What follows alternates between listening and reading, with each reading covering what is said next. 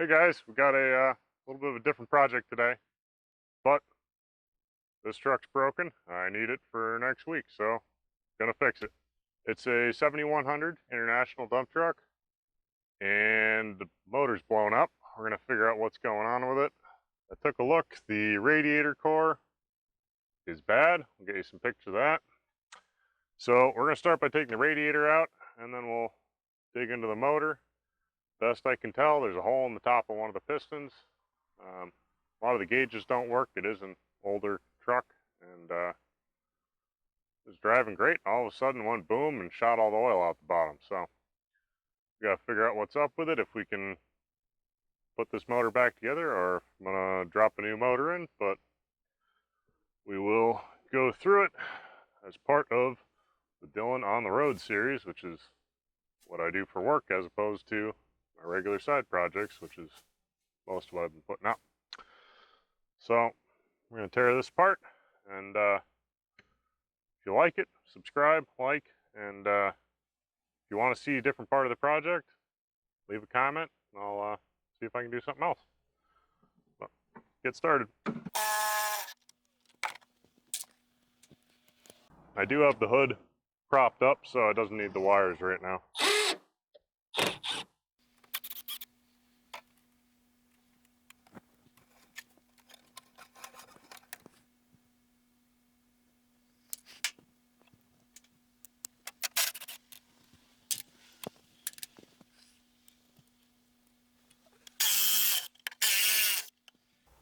One of the best things about these trucks, there's a million of them and there's parts everywhere. They really do look like any old truck, because they really are. Just taking the power steering reservoir off so it doesn't hang up the radiator.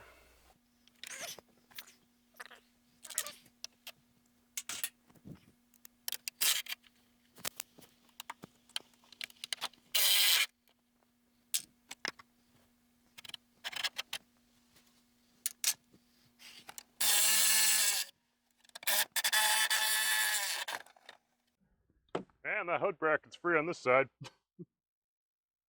It all kind of hooks together in one big lump. Let's see, anything else over here? I think that's everything on this side, so I'll come around over there. As is what I was doing on the other side, I got to take this support off, take these brackets, which will disconnect the hood, and yeah, just take the cable and top support. And looks like I got two hoses. I already took the lower hose off. Couldn't really see that, but it's underneath.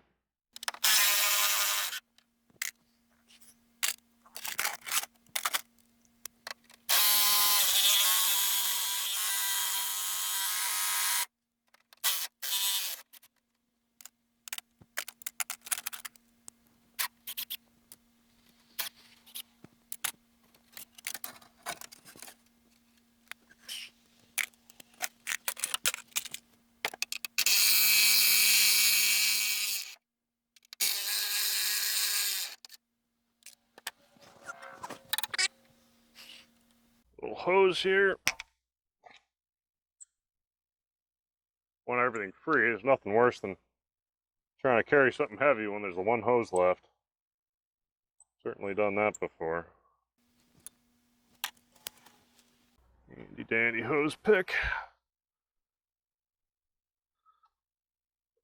I do have a pan down in case we have some drips. Oh, that one's dry. Should have coolant, but I don't think there was that much in it. As you can see, the sensor, it's not in good shape. So,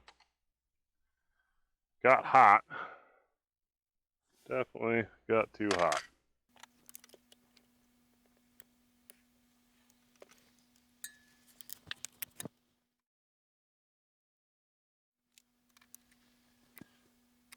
Got all sorts of coolant hoses.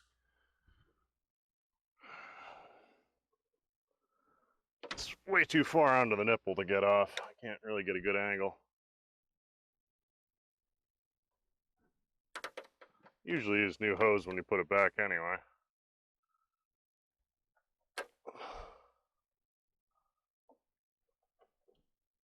This hose doesn't look too old, but it's pretty well stuck.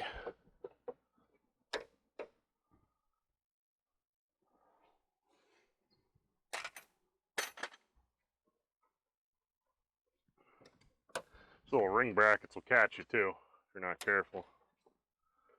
It's not really connected, but it's connected enough you aren't leaving with the radiator.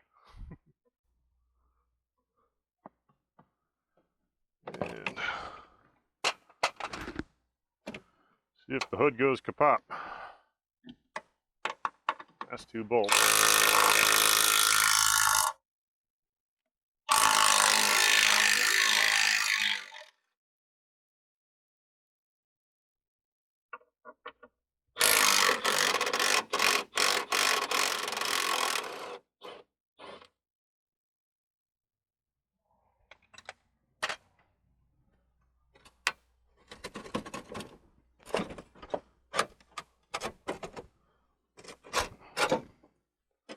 Wiggle the extra pieces out.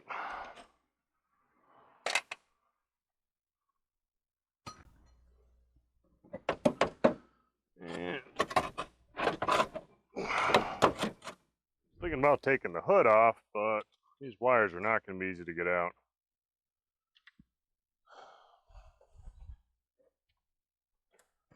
Should be able to get the radiator out.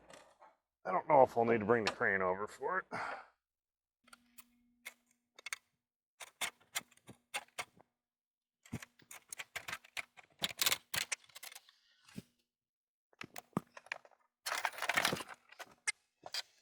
All right. A little harder trying not to wreck the new shirts.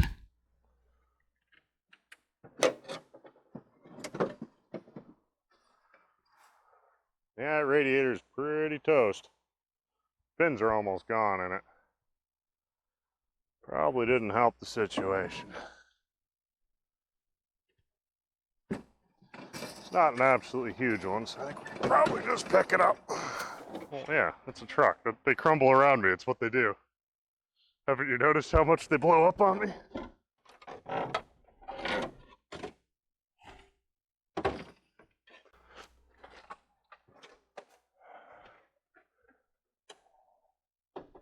We'll get some photos of how screwed that thing is. Now, as you can see, we can get to things a lot easier, and since that's junk anyone had to go, might as well make life easier. So, what we're going to start with here, we're going to take the valve cover off. There's a chance that maybe a valve dropped and put a hole in the top of the piston, which would pressurize the crankcase, blow all the oil out the breather. But pretty sure with the gauges not working, it's more likely that it just got too hot going up the hill. There's no pyro in here and the temp gauge busted, so we'll fix all that stuff because it really needs to be there. But we'll pull the valve cover off. I already blew it off with some air, so it's not going to be dropping too much junk into our great motor. Just an old DT466. Mechanical, no E or anything on this one, which is a nice waveform. You can turn them up, you can do what you want. Nice and simple. Pull this crossover tube. Pull the turbo intake because we should look at the turbo while we're here anyway and get a little more room. Get that out of the way. Stuff. There's a little crossover tube from the turbo. Just in the way.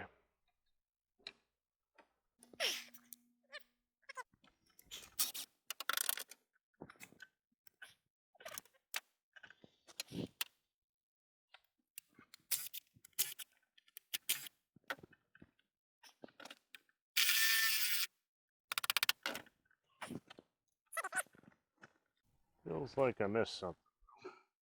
Oh.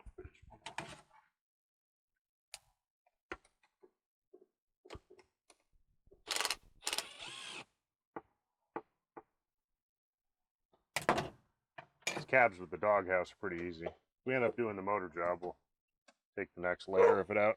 It's a 2-part. Really get some access.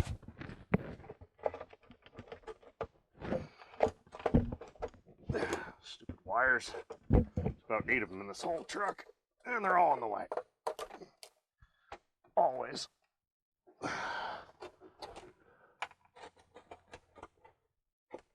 There's more wires in the way out there. I hate wires. Less electric, the fewer problems you're gonna have. Pretty much every time.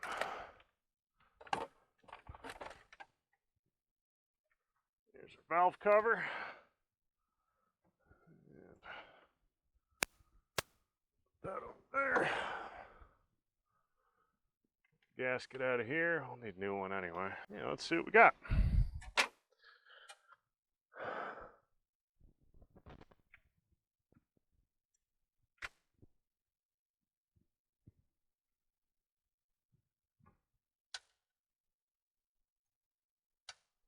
Well, that one's bad. Got a bent push rod right here.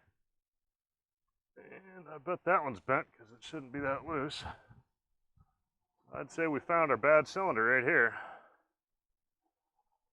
Oh boy. That's really bent. The rest of them feel good though. With a bent push rod like that, something really went wrong. Means piston probably hit the valve, slammed it up. These are the tops of the valves, so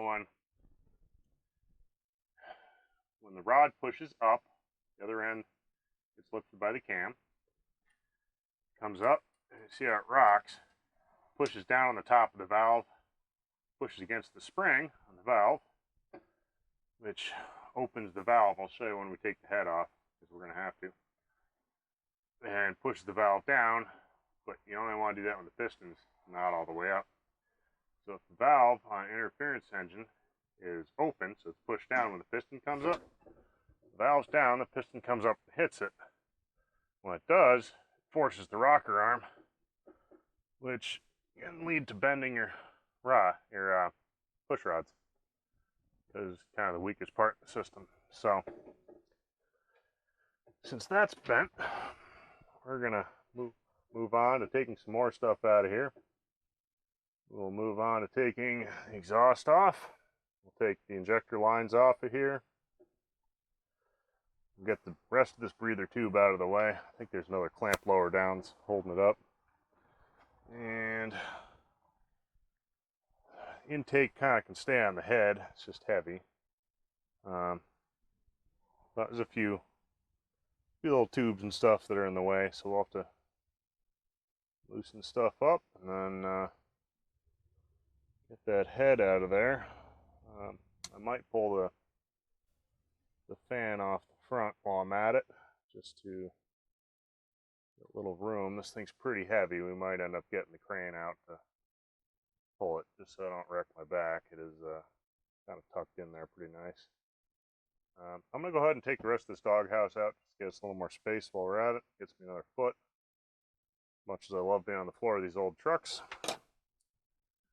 And keep going.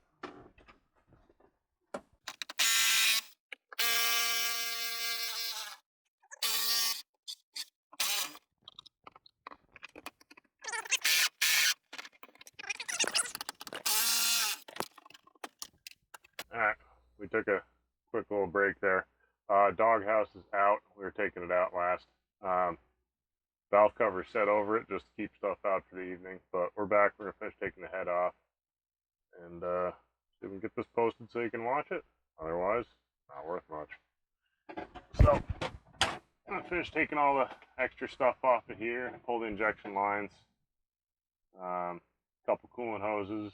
I think there's a sensor wire in the front. And then I guess you got to disconnect exhaust and then up with the nice heavy head. So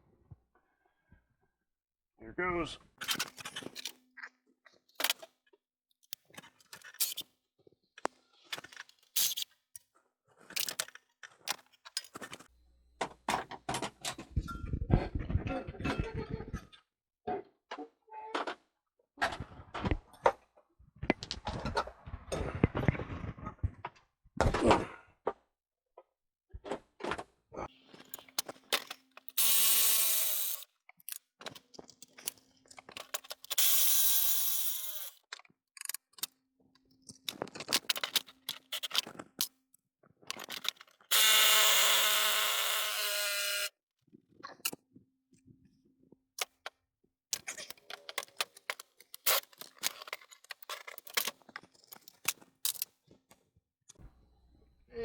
from the front.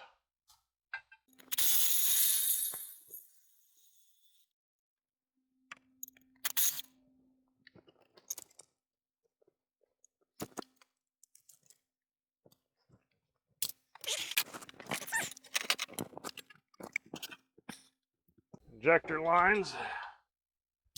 Just kind of working my way down this side of the block. I'll have to go to the other side and get the exhaust too.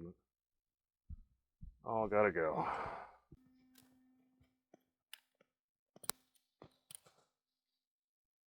We'll see. Maybe we got lucky and it's just dropped a valve. I can do one cylinder instead of a full rebuild, since it is just for me.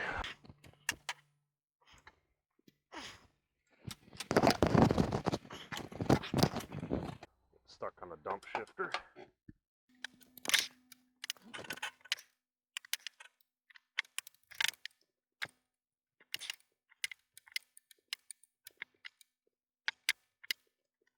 A little sticky with rust. They're going. Had them in the past on certain ones. Just twist the hose off the pipe. It gets too stuck in the fitting.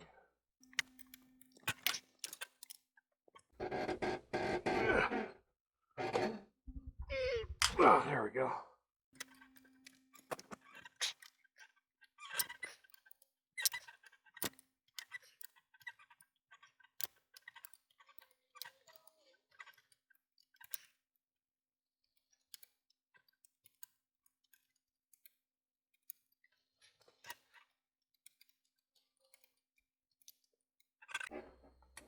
Oh. And we got an injector return line here. With pliers. Which let's come off.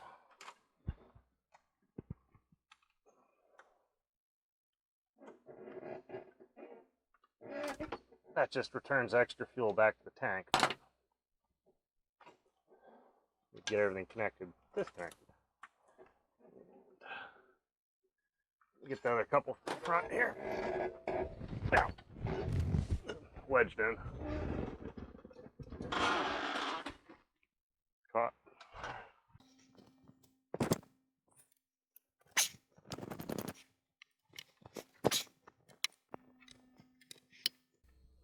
Might be able to get you a better view by taking this out of the way.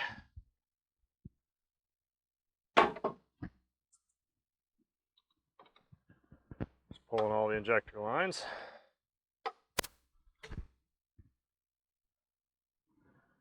Came off nice.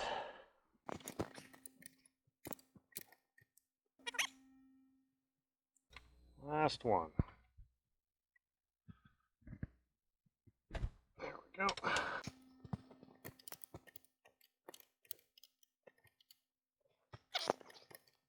All the paint, rust, and junk. Quite the easiest to get a wrench on. We'll probably have to crack all these when we put it back together.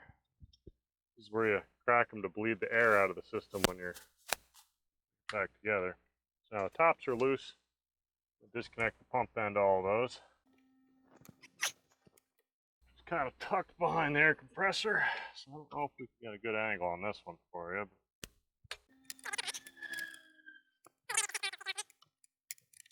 This is a nice old mechanical pump, as opposed to the electronic ones. The electronic injection, it pushes high pressure into the lines and then electronically fires each injector. These mechanicals, it sends a pulse of fuel pressure up, which pops through the injector, and the injector has sort of like a little spring-loaded valve in there, which won't allow it to inject fuel until the pressure's high enough. So the pump sends a pulse of fuel through the lines in the proper order. There's one line to each injector. That's how it makes the engine run. The diesel regulates its engine speed by how much fuel it has. And then the turbo forces air, and it pretty much goes as quick as it can under the load it's under.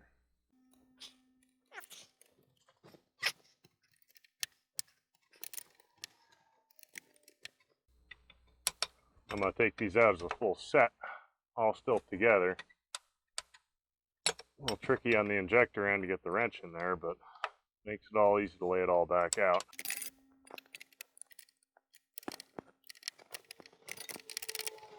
Oh, these are really hard to get into.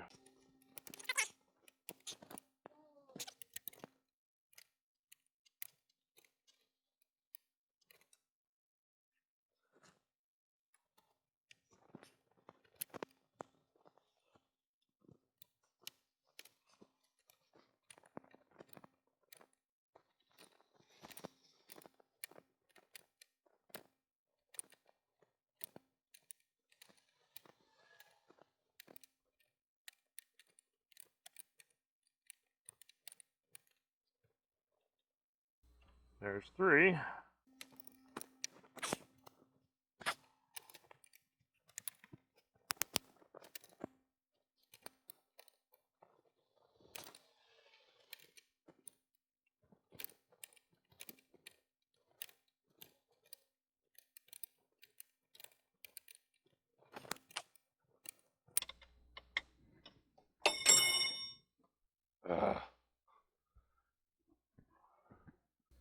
Of course, under the truck. Air compressor is going to be kind of in the way for the next 2, but we want to deal with all the rusty bolts, get it out of there.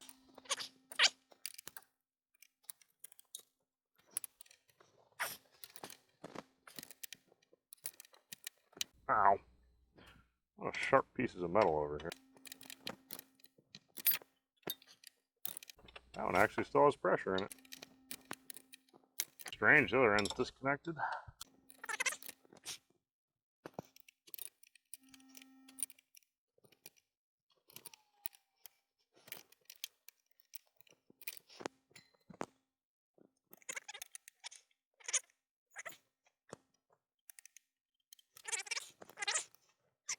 There we go, got the 6th one cracking. Cracking loose.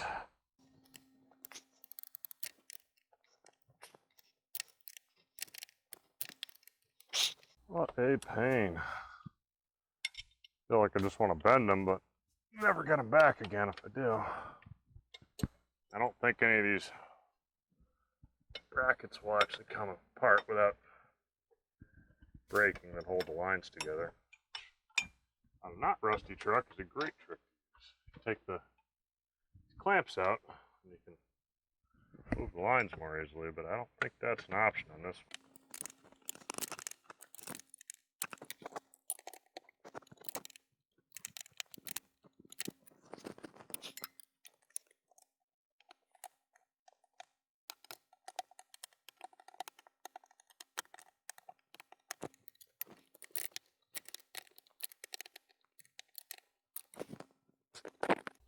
There we go. Got it, finally. Sure that was interesting to wait for. There they are. Whole set of lines. Out of the way. So, now I think, let me see, anything else over here? One more bracket, and then I think this side of the head is ready to come out. Disconnect this bracket, go to the other side. Could pull it with the bracket, but I think it's going to hang up and be a problem. Nuts tend to get rusty, and then corners tear off. They don't come off.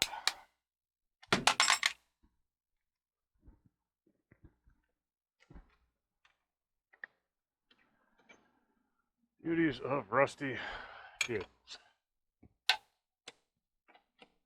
Why we shouldn't use road salt.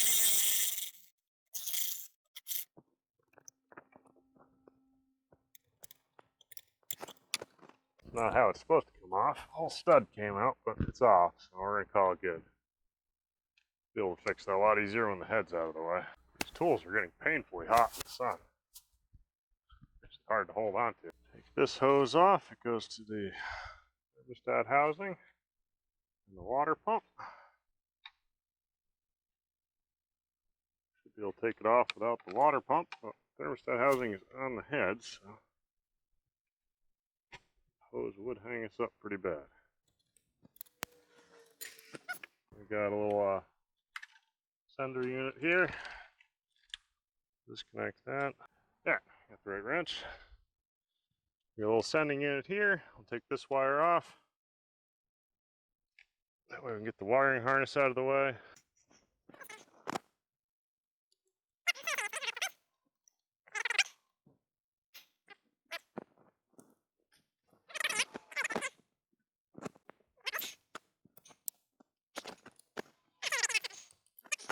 Let's put new end on the wire. Get new sending unit, because that one's clearly junk. And I'll probably take off charge wire off the alternator here, just because that way we'll get this whole harness out of the way and we won't be battling it. This head's pretty heavy, and it's going to be really tough to get the crane in here, so I think I'll probably be lifting the head by hand, which is never actually fun.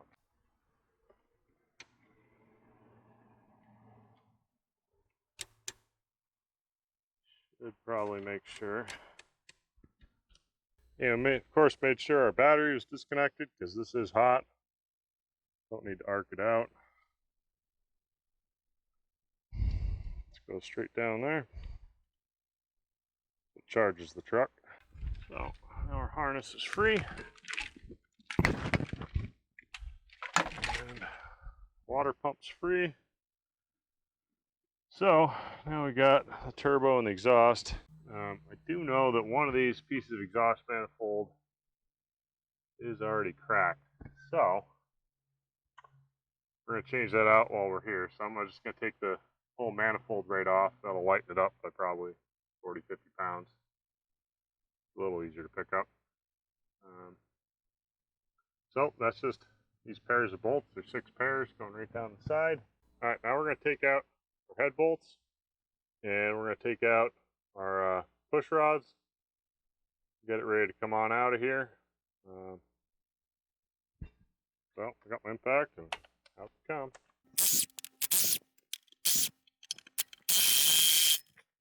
Oh, wonderful brackets. The truck, they're full of gross stuff.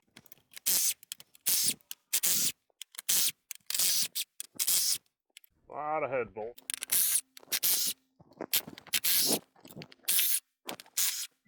Couple in here. Further.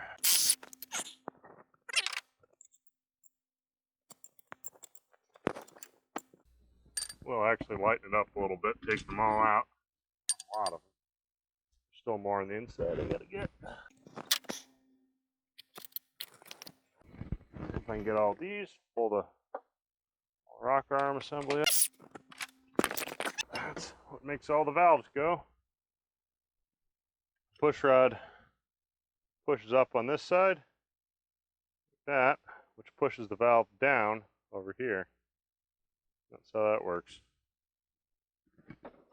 Set that aside. And then take out the push rods. I'm always told to keep them in order. I usually use a piece of cardboard like this. When you're redoing the whole thing, I'm not sure it really makes a lot of difference, but I just have anyway. Stuff them through.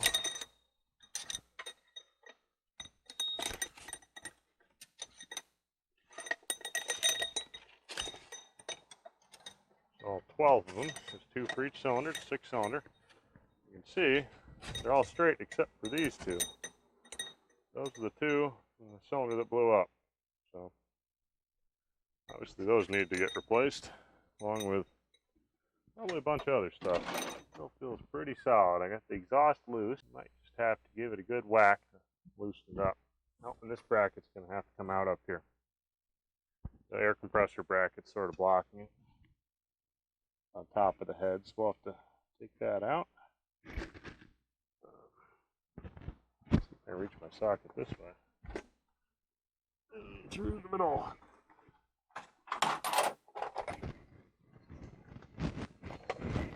Different way into the cab. Not too worried about keeping this super clean, because it's got to get clean and go through a machine shop or get replaced anyway. So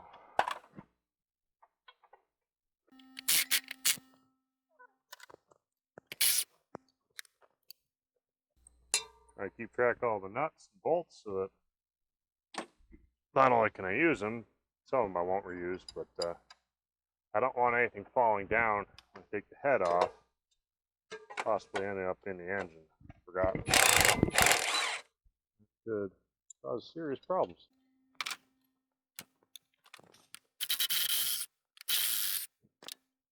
Tell looking at these brackets, they weren't too worried about weight.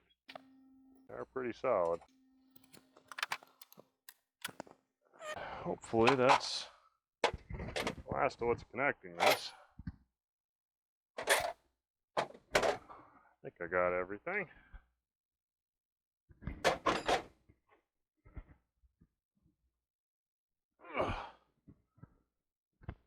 I need my hammer. Knock it free.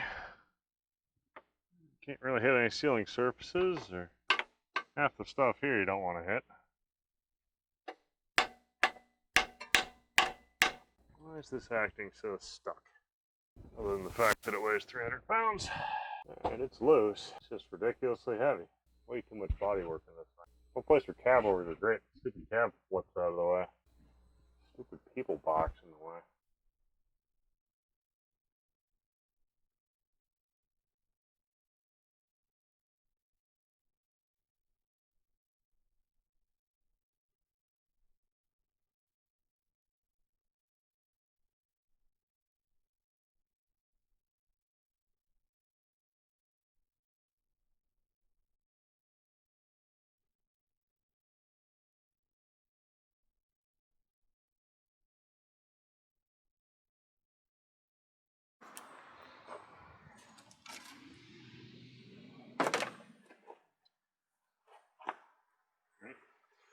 So, here's the head. These all look pretty good. This one here looks like the injector tip's okay. There's a bunch of melted aluminum on it. And I'm sure one of those hit, but doesn't look too horrible. I think this is good enough. We can send off to the machine shop and have them check all the valves and see if it needs a quick grind or anything. But unless there's some cracks that are found in the shop, this is probably savable.